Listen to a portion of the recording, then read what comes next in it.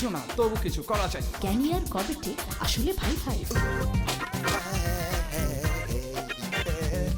শীতের সবজি ভালো, শরতে কাশবন, বৃষ্টিটা ভেজা বাড়ি, বসন্তে উড়ুমন, গরমে সরম লাগে, গলাটা হাঁসফাঁস। নিয়মে নামতে হবে।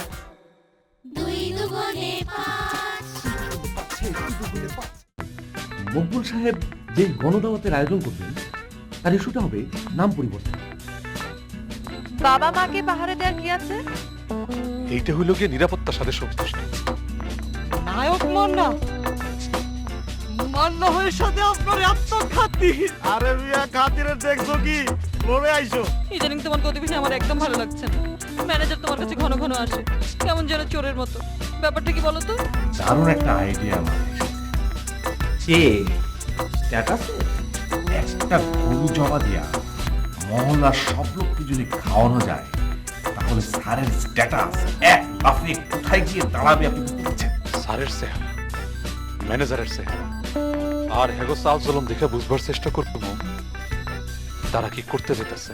না নাম বদলাবো ঠিকই, তবে এইটার ইস্যু বানাইলে পাবলিকে হাসাহাসি করতে পারে, পিছন থেকে কইতে পারে বুড়া বয়সে মকুল ব্যাপারী ফাঁকি হইতেছে। ও তাই তো। নতুন একটা বুদ্ধি বার করো, গরু জবা আমি দেবই দেব।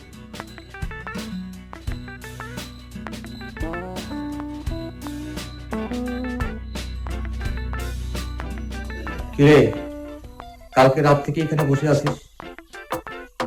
সে করতে তো বুঝিয়ে গেল নাকি আমার?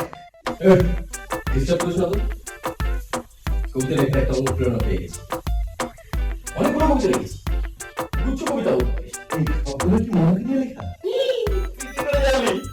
তোর আর আমার কেসটা আছে কাল বারান্দায় রাতের বেলা দুজনে গিয়ে মৌকে দেখলাম, তারপর থেকেই তুই কবিতা লিখতে বসে গেলি আর আমার মধ্যে একটা উদাস ভাব তৈরি হয়ে গেল।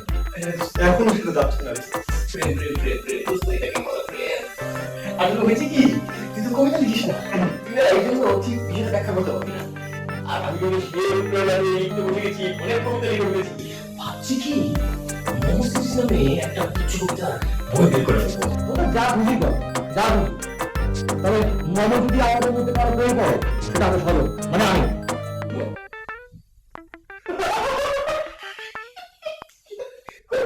কবিতা লিখছি, আমি প্রেমে পড়বো তো। তোমার কবিতা আজকাল সমস্ত কবিতা কেউ পড়ে না।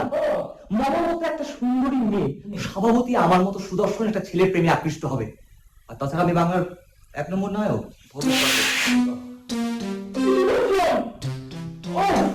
আচ্ছা আগে তুই হিরো হো, হ্যাঁ ফিল্মে গিয়ে আগে তুই হিরো হো, তারপর এখন কোনো রিয়েলিটির ভিতরে ঢুকতে পারবি। আর তুমি মানে একটা কবিতা আগে পুস্তিকা ছাপাও, আচ্ছা তখন তো পুরো তুমি একটা কবি নাকি? আচ্ছা তুই এই সাত সকালে কি শুরু করলি বলতো? মুফন খামোখা ঝগড়া করিস না। মোহাম্মদ যদি আমাদের মধ্যে কাউকে পছন্দ করে তাহলে সেটা হবো আমি। তুই হ্যাঁ অসম্ভব, অসম্ভব। আমি এটা বিশ্বাস করি না। ব্যাপারটা বোঝার চেষ্টা কর। মোহাম্মদ যা সোশ্যাল স্ট্যাটাস, তাহলে নিশ্চয়ই রেসিপি এমন করবি যার অনেক টাকা আছে। আর আমাদেরকে বুঝতে পারছিস আমার কোনো বিকল্প নেই। তুই আমার টাকা আবার বলি কবে? মার তো আমার টাকা ঢুকানি। হ্যাঁ শোন, এখন টাকা হয়নি, কিন্তু তোদের ওই কবি আর নায়ক অনেক টাকা সেটা পেয়ে যাবে। আরে যখন হবি তখন তুই টাকা অবজা অবজা তুই অবজাস।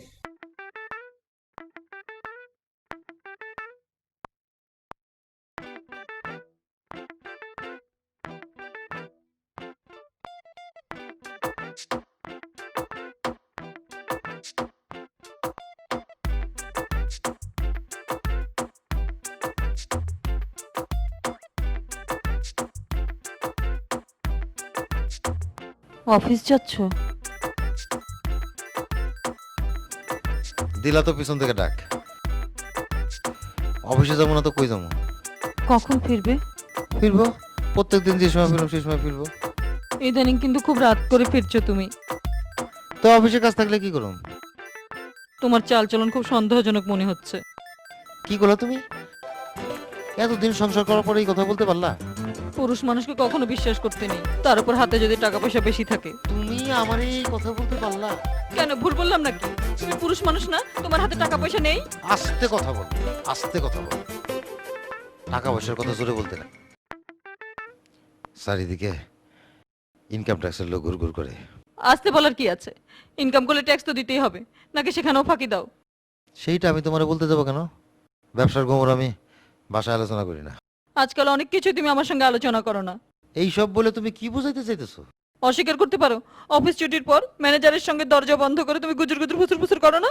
এই সব কথা তোমার কে কইছে? কে বলেছে সেটা বড় কথা না, ঘটনাটা সত্যি কিনা বলো। ইয়ে মানে ব্যবসার বাইরে আমাদের নানা বিষয় নিয়ে মাথা কামাইতে হয়। সেখানেই তো আমার সন্দেহ, না জানি কি করার প্ল্যান করছো তুমি। যখন করুম তখন নিজের চোখেই দেখতে পাবে।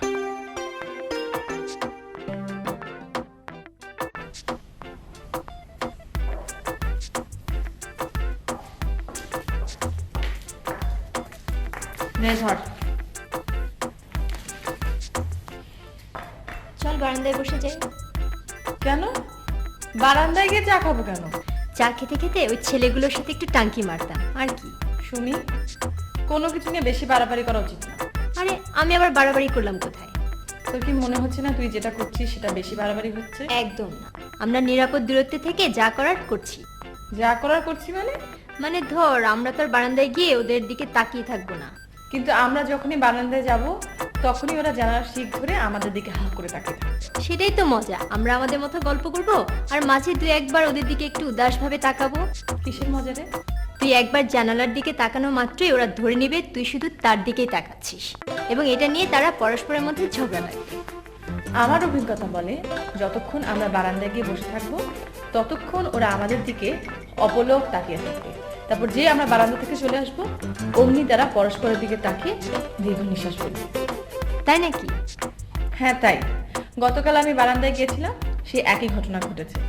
আর ওরা যখন ওই জানালার শিক ধরে আমাদের দিকে তাকিয়ে থাকে তখন ওদেরকে দেখতে পুরো চিড়িয়াখানার বানরের মতো লাগে। আহারে কতদিন চিড়িয়াখানায় যাই না, তা তুই ইচ্ছে করলে বাদরদের দিকে দু একটা কলা ছুড়লেই তো পারিস।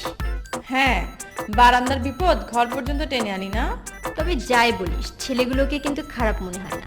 খারাপ না, তবে একটু বলদ টাইপের।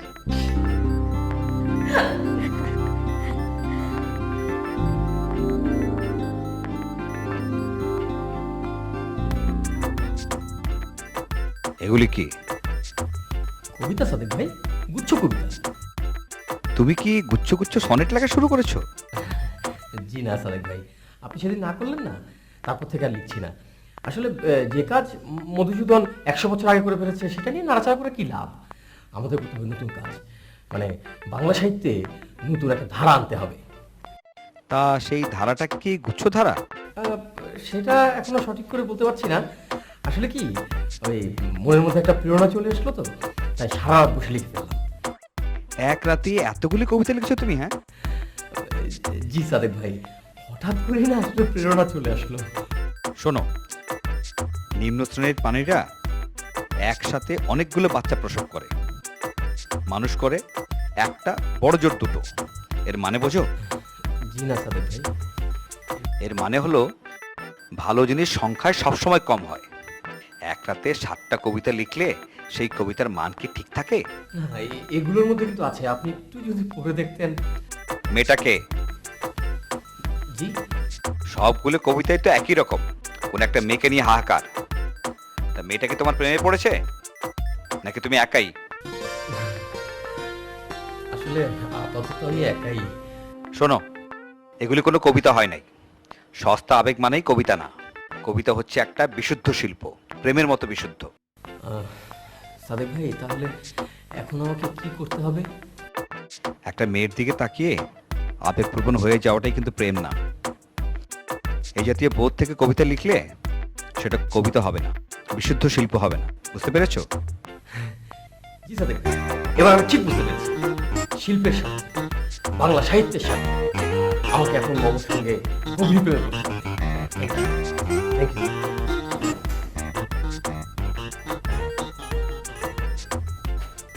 কি ব্যাপার, সকাল থেকে এ পর্যন্ত একবারও স্যারের রুমে গেলেন না? ইয়ার কি হবে ভাই, তিনি কোনো আইডিয়াই পছন্দ করছেন না। বলেন, আপনার কোনো আইডিয়াই গিলছে না? আপনার পারফরমেন্স এত খারাপ? না, খারাপ না, ওই গরু জমা দিয়ে আইডিয়াটা উনি পছন্দ করেছেন, কিন্তু এলাকাবাসী কি ভাবে, মানে কোন ইস্যুতে দাওয়াত দিবেন, ঠিক ওই চালু ইস্যুটা আমি খুঁজে পাচ্ছি না। আপনার পক্ষে না পাওয়াটাই স্বাভাবিক। আপনি কি আমার মেধাকে কটাক্ষ করলেন? আপনি মেধাবী? কই জানতাম না। দেখুন, আমি যাই লক্ষ্য করছি আপনি আমাকে প্রতিদিনই ইনসাল্ট করছেন, ব্যাপারটা কিন্তু ঠিক না। আমি ওই স্যারের প্রবলেমটা নিয়ে একটা গভীর চিন্তায় আছি। তাই তো বলছি, সেই গভীর চিন্তাটা মাথা থেকে ছেড়ে ফেলুন, কারণ স্যার আপনার কোনো আইডিয়াই নেবেন না। কেন বলুন তো? শোনেন ভাই, স্যার হচ্ছে গভীর জলের মাছ, যেটা ভাবেন সেটাই করেন, কিন্তু শেষমেশ আশপাশের কাউকে তা বুঝতে দেন না। এটা কিন্তু ঠিক বলেছেন। আপনি পুরো বিষয়টা গভীরভাবে ভেবে দেখেন। স্যার কিন্তু গরু জবাই দেওয়ার আইডিয়াটা বাদ দেন। স্যার গরু জবাই দিবেন, কিন্তু ইস্যুটা তার পছন্দ হয়নি। গরু জবাই দিবেন, লোকজন খাবে, কিন্তু ইস্যুটা হবে তার বিয়ে। দূর, কি যে বলেন না। ঠিকই বলি, লোকজনের হাতে টাকা পয়সা এলে হয় ইলেকশন করে, না হয় আরেকটা বিয়ে করে। আর স্যারের পক্ষে দ্বিতীয়টা করা খুবই সম্ভব। দেখেন, আমি কিন্তু আপনার কথা বিশ্বাস করি না। স্যার কিন্তু ওরকম না। সময় হলে দেখবেন এবং বিশ্বাস করবেন। কাঁচা টাকার মালিক তো আর কম দেখলাম না রে ভাই।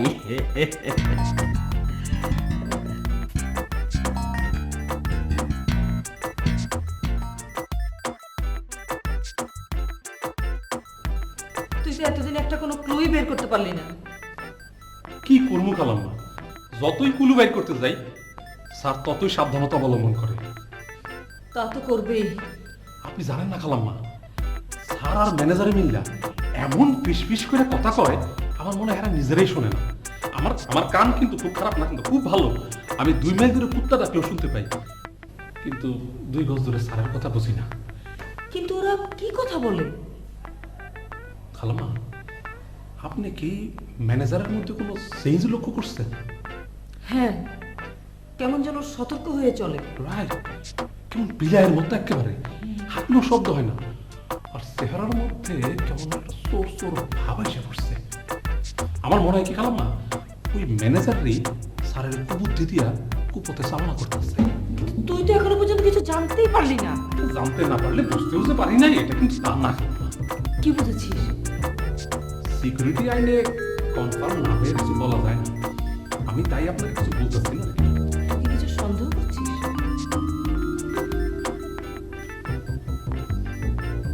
খালাম্মা, আমার মনে হয় স্যারে কোনো চোরা কারবারের সাথে জড়িত হয়ে গেছে। কি বললি? কাউরে কহেন না, কিন্তু আমি কনফার্ম স্যারে আন্তর্জাতিক চোরা কারবারের সাথে জড়িত হয়ে গেছে। কি বলছিস এসব? আস্তে কম, আমি আপনার হাতে নাতে ধইরা দেখামো। আপনি কোনো টেনশন করেন না, আমি দেখতেছি বিষয়টা, ঠিক আছে?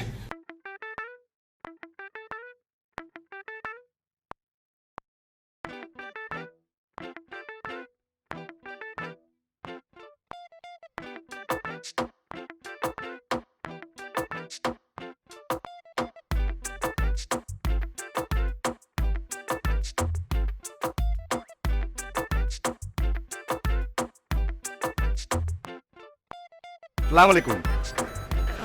ওয়ালাইকুম আসসালাম। কেমন আছেন? ভালো? কে আমি? হ্যাঁ, আপনি? জি ভালো। আপনি কেমন আছেন? আমিও। আপনাদের বাকি দুজন কেমন আছে? ও ভালো আছে। ও, আপনার নামটাই তো জানা হলো না। আমার নাম? জি। আমার নাম আসাদুল হক রিপন। আমি মমন। জানি। আর বাকি দুজনের নাম কি? বাকি দুজনের নাম আশিক আর সজল। বেশ স্মার্ট নাম তো। ও, আপনাকে তো একটা কথা বলাই হয়নি। কথা? কি কথা? ওই আপনাদের দুজনের একজন সেদিন আমাদের বাসায় এসেছিল। বলেন কি? আমি তো জানি না। কেন, আপনাকে কেউ বলেনি? না তো।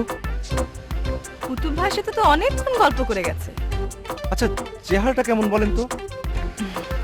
আসলে আমি তো সেদিন সেখানে ছিলাম না, তাই বলতে পারবো না। আমি যাই, ইউনিভার্সিটিতে যাচ্ছি। আচ্ছা ঠিক আছে। বাই।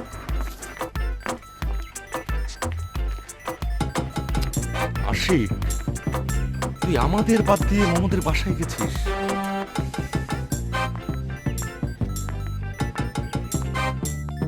দেখ, তুই কবি বলে যা খুশি তাই করতে পারিস না। আমি আবার কি করলাম? শোন, কাগজ কলম নিয়ে বসলে না ওরকম 2-3টে কবিতা আমরাও লিখে ফেলতে পারি। আমি কি করেছি বলবি তো নাকি? ন্যাকামি, একা একা কলা খাচ্ছ আর আমরা বানর। আচ্ছা, আমি তো কিছুই বুঝতে পারছি না। বুঝতে পারবি কি করে? আমাদেরই ভুল হয়েছিল। আমরা ভেবেছিলাম তুই কবি, বোকা, কিন্তু তুই যে এত চালাক, এত বড় ধোঁকাবাজ, আজ তোর মুখোশ উন্মোচন হয়ে গেছে। দেখ, আমার কিন্তু মেজাজ খারাপ হয়ে যাচ্ছে। মেজাজ খারাপ হয়ে যাচ্ছে? আরে মেজাজ তো আমাদের খারাপ হওয়ার কথা, তোর মেজাজ খারাপ হবে কেন? অকামও করবি, আবার কথাও বলবি জোরে জোরে। তুই আমাদের ঠকিয়েছিস। দেখ, আমি কিন্তু রেগে যাচ্ছি। তুই সেদিন একা একা মোহাম্মদের বাসায় গিয়েছিস। আমি মমতার বাসায়? মঙ্গল গ্রহ থেকে পড়লি মনে হচ্ছে। আরে কি বলছিস এসব? আমি কেন মমতার বাসায় যাব? শুধু যাসনি, তুই কুতুব ভাইয়ের সঙ্গে অনেকক্ষণ কথাও বলেছিস। শোন, তুই ভেবেছিস তুই একটা সিস্টেম করে ফেলবি না? আমরা সেটা হতে দেব না। শোন, যা বলেছি বলেছি, ঠিক বলেছি। কে যেন এসেছে, হাসি হাসি মুখ করে থাকবি। যা বললাম মনে থাকে যেন।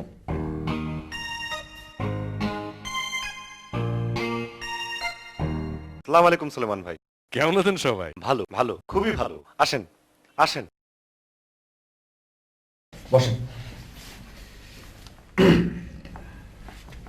কি ব্যাপার আশিক সাহেব, মনটা খারাপ নাকি?